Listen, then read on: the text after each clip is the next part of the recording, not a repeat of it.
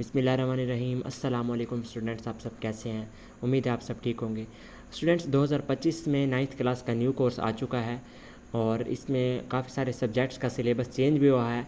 और आपको मैं ये बता दूं कि जो पहले 2025 से पहले बायोलॉजी की बुक थी उसमें 9th क्लास के 9 चैप्टर थे, लेकिन इस बुक के अंदर 9th क्लास के 11 चैप्टर हैं, यानी कि 11 चैप्टर्स हैं, 2 चैप्टर ऐड किए गए हैं।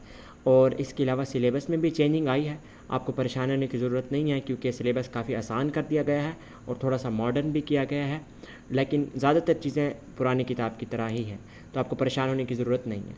तो चलते हैं स्टूडेंट्स और स्टार्ट करते हैं इसके इंट्रोडक्शन को। आपको बता दूँ कि ना, इस 2025 में जो बुक आई है बायोलॉजी की, इसमें हमारे पास 11 चैप्टर हैं। The science of biology, biodiversity, the cell cycle, tissues, organs and organ system, biomolecules, enzymes, bioenergetics, plant physiology, reproduction in plants, biostatistics, जिसको बायोस्टैट्स भी कहते हैं। तो अब हम ना सीरीज़ स्टार्ट करेंगे जिसमें हम बायोलॉजी के तमाम 11 चैप्टर्स को कवर करेंगे 1 बाय 1। इसके अलावा केमिस्ट्री के चैप्टर्स को भी कवर करेंगे, फिज़िक्स के चैप्टर्स भी कवर करेंगे और बाकी इंग्लिश वगैरह को भी कवर करेंगे। तो अब हम स्टार्ट करते हैं बायोलॉजी के चैप्टर 1 को। चैप्टर 1 है द साइंस ऑफ बायोलॉजी। इसमें हम क्या स्टडी करेंगे? इसमें हम बायोलॉजी के इंट्रोडक्शन को स्टडी करेंगे कि बायोलॉजी होती क्या है और इसके क्या फ़ायदे हैं, इसके बारे में हम पढ़ेंगे।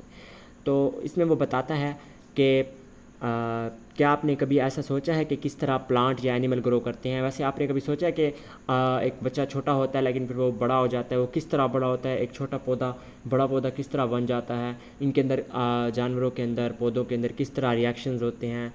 जानवर पौधे किस तरह अपने नॉर्मल काम करते हैं? इनके अंदर क्या होता है? तो वो अब हम स्टडी करेंगे। अब अच्छा, यहाँ पर साइंस की डेफिनेशन है। आपने साइंस की डेफिनेशन को याद कर लेना है, ये पेपर में पूछी जा सकती है। तो मैं आपको बता दूं कि ये वाली जो डेफिनेशन है, सॉरी एक सेकेंड जी, ये वाली जो डेफिनेशन है साइंस की, ये आपने यहाँ से लेकर यहाँ तक याद कर लेनी है, क्योंकि ये पेपर में क्वेश्चन आएगा व्हाट इज़ साइंस। तो आपने ये डेफिनेशन मार्क कर लें, इसको याद करना है आपने, ठीक है। अब हम पेपर के हिसाब से भी चलेंगे कि ये पेपर किस तरह आएगा और फिर हम आहिस्ता आहिस्ता अपना पूरा सिलेबस कवर करेंगे। तो science is a systematic way of studying the natural world through observation and experiment. Observation कहते हैं जो चीज़ हम देखते हैं दुनिया में, ठीक है, और एक्सपेरिमेंट कहते हैं जो एक तो चीज़ हम देखते हैं, एक्सपेरिमेंट कहते हैं जो चीज़ हम दुनिया में करते हैं। तो जब हम चीज़ें देखते हैं और उसके ऊपर हम एक्सपेरिमेंट तजर्बात करते हैं, तो फिर उनसे हम क्या कंक्लूजन, उससे क्या रिज़ल्ट निकालते हैं, हम क्या सीखते हैं। साइंटिस्ट, आपको पता है, रिसर्च करते हैं केमिकल्स रिएक्शन से और मुख्तलिफ़ तरीक़ों से, तो फिर वो क्या रिज़ल्ट निकालते हैं। तो इन सारी चीज़ें के इस सब को हम कहते हैं साइंस, ठीक है। ये एक ऐसा तरीका है जिसमें हम दुनिया को समझते हैं देख कर और एक्सपेरिमेंट करके। अब वो कहता है कि साइंस थोड़ी सी मुश्किल है, बच्चों को भी मुश्किल लगती है, तो हम किस तरह, इतनी बड़ी साइंस है, इंसान है, पौधे हैं, इतनी सारी चीज़ों को इकट्ठे कैसे स्टडी करें? तो वो कहते हैं हम साइंस को फिर इसकी ब्रांचेस में डिवाइड कर देते हैं, यानी कि अब एक बंदा पूरी साइंस स्टडी नहीं कर सकता। फिर वो करेंगे क्या कि इसको हम मुख्तलिफ ब्रांचेस में डिवाइड करते हैं, बायोलॉजी में डिवाइड कर देंगे, इसके अलावा फ़िज़िक्स में, केमिस्ट्री में और मैथमेटिक्स में। बायोलॉजी में आपको पता है कि हम स्टडी करेंगे लाइफ को, फिज़िक्स में केमिस्ट्री और मैथमेटिक्स, ये हम इन सब्जेक्ट्स के अंदर पढ़ेंगे, ये सारी साइंस की ब्रांचेस हैं। तो एक और क्वेश्चन आ गया कि what are the branches of science. तो आपने ये 4 ब्रांचेस लिख देनी है, इसके अलावा भी होती हैं लेकिन आपकी बुक में ये 4 मेंशन है, ठीक है। इसके बाद वो कहता है कि अब हम स्टडी लिविंग थिंग्स की स्टडी करेंगे और देखेंगे कि किस तरह बायोलॉजिस्ट जो हैं वो साइंस के मेथड को यूज़ करते हैं बायोलॉजिकल प्रॉब्लम को हल करने के लिए। आपको शुरू में ये कॉम्प्लिकेटेड लग रहा होगा, लेकिन आपने परेशान नहीं होना, क्योंकि ये थोड़े से डिफ़िकल्ट सेंटेंसेस हैं, लेकिन आपने परेशान नहीं होना। आगे बहुत आसान है बायोलॉजी, और जिस तरह हम पढ़ेंगे आपको कोई भी मसला नहीं होगा। तो अब चलते हैं नीचे और देखते हैं। अब यहाँ पर बायोलॉजी और उसकी ब्रांचेस की बात की है। अभी हमने बात की साइंस की ब्रांचेस की, जिसमें बायोलॉजी, केमिस्ट्री, फिज़िक्स और मैथ थी, लेकिन अब हम बात करेंगे बायोलॉजी के ब्रांचेस को, ठीक है। तो बायोलॉजी की ब्रांचेस को बात करते हैं अब हम, और वो कहता है biology is the science of life. अब ये आपने एक और डेफिनेशन है जो आपने याद कर लेनी है कि व्हाट इज़ बायोलॉजी। तो ये जो डेफिनेशन है, biology is the science of life, ये एक डेफिनेशन है, ये आप याद कर लें कि ज़िंदगी की साइंस को हम बायोलॉजी कहते हैं। अच्छा, बायोलॉजी की ना एक ग्रीक वर्ड से, ये भी एमसीक्यू जाता है कि बायोलॉजी कहाँ से आया है। बायोलॉजी का जो वर्ड है ना, ये ग्रीक वर्ड से निकला है। इसके दो वर्ड से मिलकर बना है, एक बायो और एक लोगोस।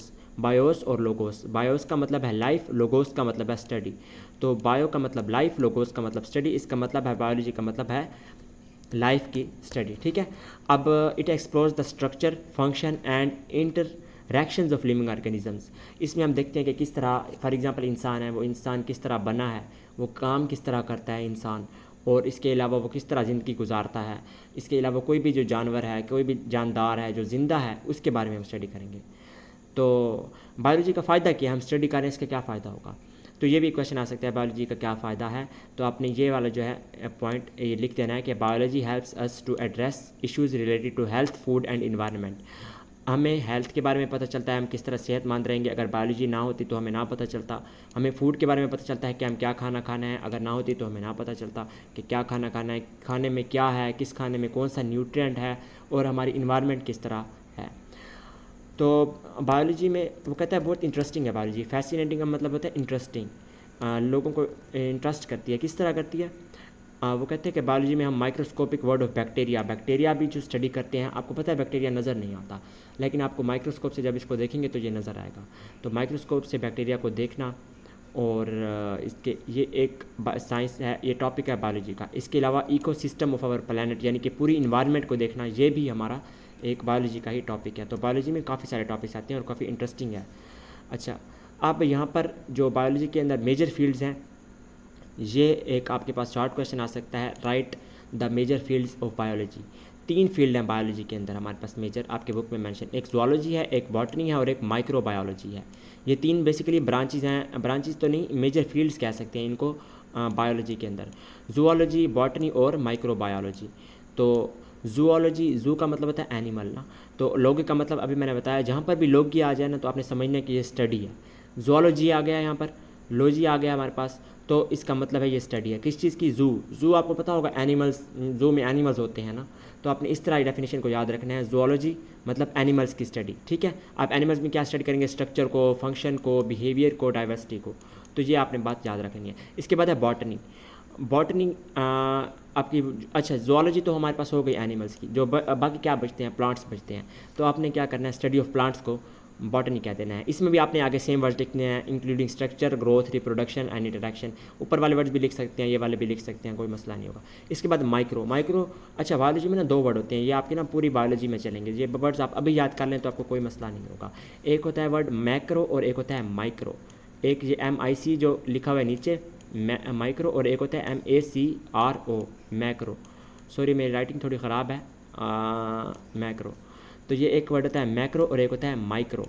तो मैक्रो का मतलब होता है बड़ा, ठीक है, और माइक्रो का मतलब होता है छोटा। जैसे होता है ना माइक्रोमीटर, तो माइक्रोस्कोप, माइक्रो का मतलब होता है छोटी चीज़, स्कोप का मतलब होता है देखना। तो छोटी चीज़ को देखने को माइक्रोस्कोप इस यूज़ होती है। इसी तरह माइक्रोबायोलॉजी, छोटी बायोलॉजी, मतलब ये वो है बायोलॉजी की ब्रांच है जिसमें हम माइक्रो ऑर्गेनिज्म को पढ़ते हैं। जैसे कि बैक्टीरिया एक माइक्रो ऑर्गेनिज्म है, छोटा है। माइक्रोस्कोप फंजाई, जो फंजाई बहुत छोटे होते हैं उनको माइक्रोस्कोप से देखते हैं। ठीक है। तो अब तक मैंने आपको 3 डेफिनेशंस बताई, ये इंपॉर्टेंट हैं, पेपर में भी आती हैं।